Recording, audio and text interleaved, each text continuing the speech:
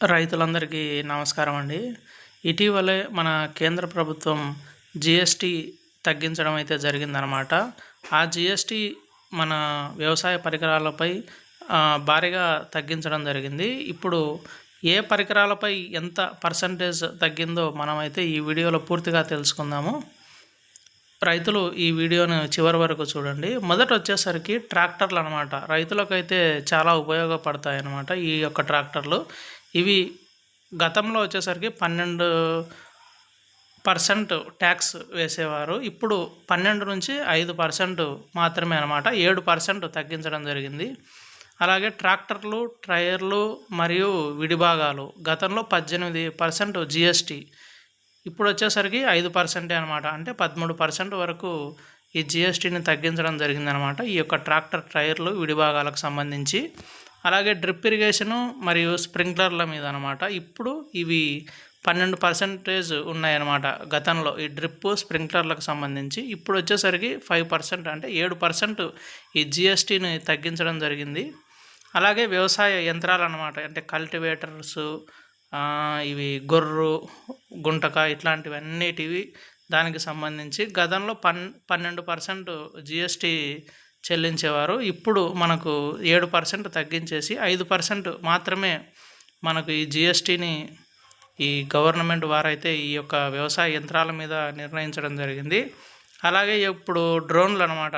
డ్రోన్లు గతంలో వచ్చేసరికి 18% జీఎస్టీ, ఇప్పుడు వచ్చేసరికి 5% మాత్రమే అనమాట. అంటే 13% వరకు మనకు ఈ యొక్క డ్రోన్ల మీద జీఎస్టీని తగ్గించడం జరిగింది. అలాగే ఆక్వాకల్చర్ పరికరాలు అనమాట. అంటే ఇవి చేపలు, ప్రాన్స్ దానికి సంబంధించినటువంటి ఈ యొక్క పరికరాలు. ఇవి గతంలో వచ్చేసరికి 12% ట్యాక్స్ జీఎస్టీ ఉండేది. ఇప్పుడు వచ్చేసరికి మనకు 7% తగ్గించేసి 5% మాత్రమే ఈ యొక్క ఆక్వాకల్చర్ పరికరాల మీద అయితే మనకు వేయడం జరిగింది. అలాగే 12 రకాలైనటువంటి బయోపెస్టిసైడ్స్ అవేంటి అని అంటే కనుక మనకు బీటీ బ్యాసిల్లస్ థురింజియన్సిస్, ట్రైకోడర్మా విరిడి, అలాగే బవేరియా బాసియానా, ఎన్పివి మరియు వేప ఆధారిత పురుగు మందులు అనమాట. ఇవి 12 రకాలైనటువంటి బయోపెస్టిసైడ్స్. ఇవి గతంలో వచ్చేసరికి 12% జీఎస్టీ అయితే చెల్లించేవారు. ఇప్పుడు 5% మాత్రమే గవర్నమెంట్ వారు విధించడం జరిగింది. అంటే 7% తగ్గించారనమాట. అలాగే మనకు పాడి రైతులకు సంబంధించి మనకు జీఎస్టీ గతంలో వచ్చేసరికి 12%, ఇప్పుడు 5% అనమాట. అంటే 7% వరకు జీఎస్టీని తగ్గించారనమాట. వ్యవసాయ మరియు అనుబంధ రంగాలకు ఉపయోగించేటటువంటి వస్తువులు మరియు పనిముట్లపై ఇప్పుడు 5% మాత్రమే జీఎస్టీని మన కేంద్ర ప్రభుత్వం వారైతే విధించడం జరిగిందనమాట. ఈ యొక్క జీఎస్టీ 5% విధించడం వల్ల రైతులందరికీ చాలా ఉపయోగపడుతుంది. అంటే దేశం మొత్తం మీద ఉన్నటువంటి రైతులు ఎవరైతే ఉన్నారో వారందరికీ కూడా ఈ యొక్క జీఎస్టీ తగ్గించడం పెద్ద ఉపశమనం అనే చెప్పొచ్చు అనమాట.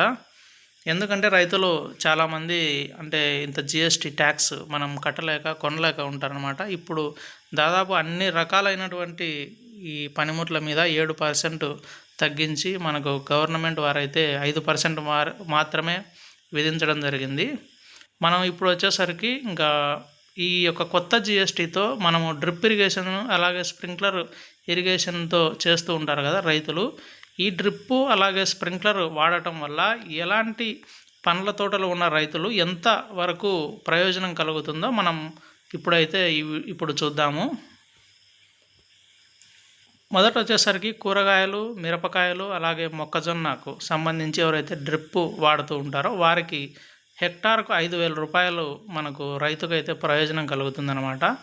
అలాగే అరటి, బొప్పాయి, మల్లె మరియు పత్తి ఈ రైతులకైతే 3,500 రూపాయలు. మరియు కోకో అండ్ జామ ఈ యొక్క రైతులకు 1,700 రూపాయలు. ఇదంతా మనకు హెక్టార్ మీద అనమాట.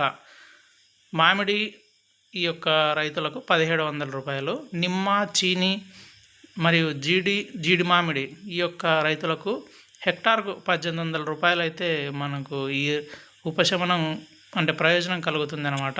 మామిడి, కొబ్బరి మరియు సపోటా సంబంధించిన రైతులకు హెక్టార్కు 1,500 రూపాయలు అయితే ప్రయోజనం కలుగుతుంది. అలాగే ఆయిల్ పామ్కు సంబంధించినటువంటి రైతులకు హెక్టార్కు 1800 రూపాయల ప్రయోజనం అయితే కలుగుతుందన్నమాట. ఇవన్నీ మనకు డ్రిప్ ఇరిగేషన్ ఎవరైతే వాడుతుంటారో వారందరికి సంబంధించినటువంటి ఒక సమాచారము. అలాగే ఇప్పుడు స్ప్రింక్లర్ సంబంధించి సేద్యం ఈ వేరుశనగ మరియు పప్పు ధాన్యాలకు ఇవి స్ప్రింక్లర్ వాడుతూ ఉంటారు కదా, రైతులకు 1414 రూపాయల ప్రయోజనం అయితే కలుగుతుందన్నమాట హెక్టార్కు వచ్చి.